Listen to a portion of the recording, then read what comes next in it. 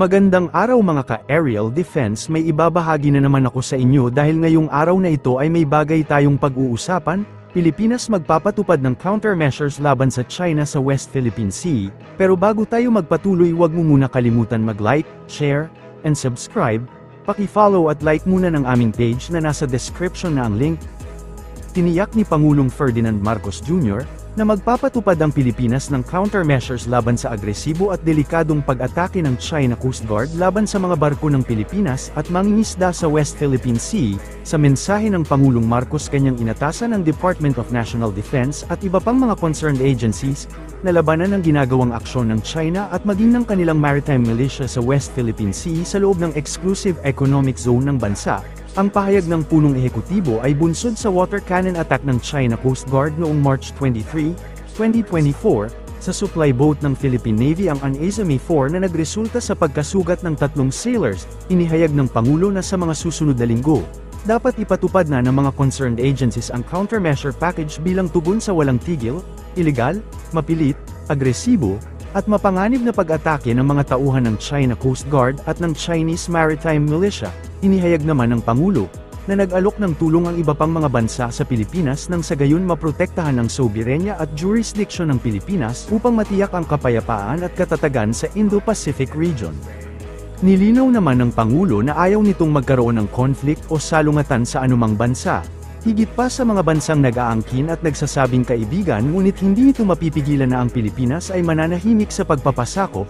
Ipinag-utos ni Pangulong Ferdinand Marcos Jr.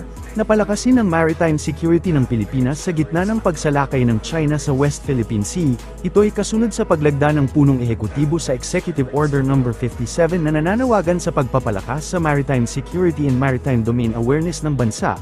Sa nasabing executive order, binigyang diin ng Pangulo ang kahalagahan ng pagpapalakas sa seguridad sa teritoryo ng bansa sa kabila ng seryosong hamon na kinakaharap ng Pilipinas. Giit ng punong ehekutibo, kinakailangan ng pagpapalakas sa maritime security at domain awareness ng bansa upang komprehensibong matugunan ang mga cross-cutting na issue na nakakaapekto sa pambansang seguridad, soberanya, karapatan ng soberanya, at maritime jurisdiction sa malawak na maritime zone. Sa ilalim ng EO57, ang National Coast Watch Council ay pinalitan ng pangalan at muling na-reorganized sa National Maritime Council o NMC.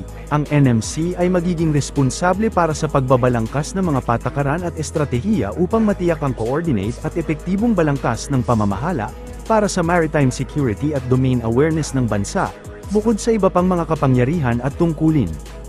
Inatasan din ng NMC na bumalangkas at mag-issue ng mga alituntunin para sa epektibong pagpapatupad ng EO57 sa loob ng 60 araw mula sa pagiging epektibo nito. Kabilang sa magiging miyembro ng NMC ay ang Department of National Defense, National Security Council, Department of Agriculture, Department of Energy, Department of Environment and Natural Resources, Department of Foreign Affairs, Department of Finance, Department of the Interior and Local Government, at Department of Transportation. Miyembro din sa nasabing konseho ang Solicitor General at Director General ng National Intelligence Coordinating Agency, samantala ang National Task Force for the West Philippine Sea ay magiging attached na sa NMC. Tiniyak ng National Security Council na hindi patitinag ang Pilipinas sa kabila ng mga agresibong aksyon ng China sa West Philippine Sea, kaya asahan ang resback ng Pilipinas sa pamamagitan ng rude surprise. Ito ang inihayag ni National Security Council Assistant Director General Jonathan Malaya. Ayon kay Malaya, kung sa tingin ng mga inchik ay maaari nilang pilitin na sumuko na lamang ang Pilipinas dahil maraming pinsala ng natamo ang mga barko at pagkasugat ng ilang mga personnel, mali ang akala ng mga Chinese. Tumanggi naman si Malaya na idetalye ang kanyang pahayag. Binigyang diin ng opisyal na hindi dapat maliitin ng China ang fighting spirit ng mga Pilipino. Aniya ang Pilipinas ay nasa panig ng batas at rules-based international order, partikular ang nakasaad sa 2016 Arbitral Tribunal decision na nagpawalang bisa sa pag-aangkin ng China sa West Philippine Sea. Sinabi ni Malaya na mananatiling walang alinlangan ang Pilipinas sa kabila ng mga nangyayari. Ginawa ni Malaya ang pahayag matapos ihayag ni Pangulong Ferdinand Marcos Jr. Nagagawa ng aksyon ng kanyang administrasyon laban sa mga agresibong aksyon ng mga Chino sa West Philippine Sea. Giit pa ni Malaya, sa mga nangyayari ngayon, ang China ang napapahiya sa kanilang mga aksyon lalo at batid na ng international community ang kanilang ginagawa laban sa Pilipinas. Binatikos din ni Malaya ang China dahil sa paggamit ng warmongering para ipamukha na ang Pilipinas ang nagudyok sa Chinese Coast Guard na gumamit ng malalakas na water cannon, para patigilin ang barko ng Pilipinas na magtungo sa Ayungin Shoal para maghatid ng mga probisyon para sa mga tropa sa BRP Sierra Madre. Dagdag pa ni Malaya na walang pakialam ang China sa kung anuman ang bibitbitin at dadalhin patungong BRP Sierra Madre. Sinabi ni National Security Council Assistant Director General Jonathan Malaya nitong Miyerkules, na wala silang alam sa anumang gentleman's agreement na pinasok ang Pilipinas kasama ng China noong nakaraang administrasyon hinggil sa West Philippine Sea. Tinukoy ni Malaya, tagapagsalita din ng National Task Force for the West Philippine Sea, ang mga pahayag ni Roque na ang dating Pangulong Duterte ay iniulat na nagkaroon ng verbal na kasunduan sa China na huwag magtayo at ayusin ang mga pasilidad ng Pilipinas sa West Philippine Sea, kabilang ang pagpigil mula sa pagpapadala ng mga construction materials para sa BRP Sierra Madre. Nilinaw din ni Roque na hindi kasama sa kasunduang ito ang paghatak o pagtanggal ng BRP Sierra Madre sa Ayungin Shoal. Idinagdag ng dating tagapagsalita ng Pangulo na ang kasunduan ay walang bisa sa termino ni Pangulong Ferdinand Marcos Jr. Well, on the first days, we are surprised by the statement by Secretary Harry Roque because it was made clear, I think around a year ago, by Executive Secretary Medjel Dea, that there was no such agreement done between the former administration or previous administration and the Chinese government. So I think it is incumbent upon Secretary Harry Roque to explain what are the parameters of this agreement, because what was this so-called agreement? Does this mean that there was an agreement to remove BRP Sierra Madre from Ayungin Shoal?